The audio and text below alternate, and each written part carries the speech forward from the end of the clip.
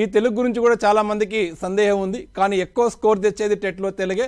Paper 1 వాళ్ళు అయితే first class నుంచి ఖచ్చితంగా 8th up to 10th class వరకు ఖచ్చితంగా టెక్స్ట్ బుక్లో ఉన్నటువంటి అంశాలు మాత్రమే చూసుకోండి.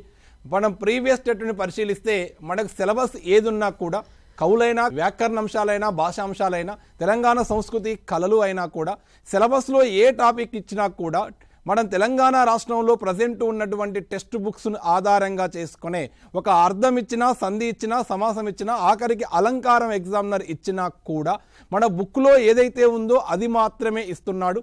మరి తెలంగాణ రాష్ట్రంలో ప్రజెంట్ అమలవుతున్నటువంటి కరికులం ఏది ఉందో పేపర్ 1 వాళ్ళు ఫస్ట్ క్లాస్ నుంచి అప్ టు 10th క్లాస్ వరకు, అప్ టు 8th వరకు అయితే లైన్ టు లైన్ చూడండి. 9th 10th ఓవరాల్గా చూసుకున్నా కూడా మీరు తెలుగులో 24 కంటెంట్ మార్క్స్ చేయొచ్చు.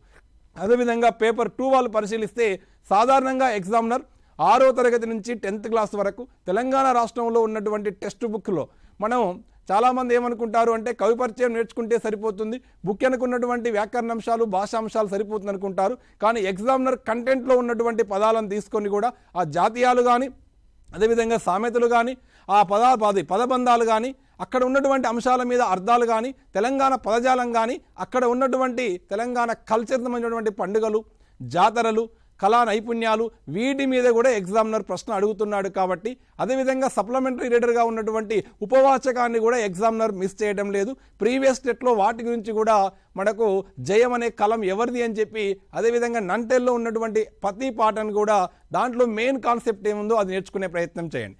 అదేవిధంగా తెలుగు మెథడాలజీ 6 మార్కులు మనకి ఇస్తున్నాడు. తెలుగు మెథడాలజీ, ఇంగ్లీష్ మెథడాలజీ దాదాపుగా 60% సేమ్ ఉంటుంది.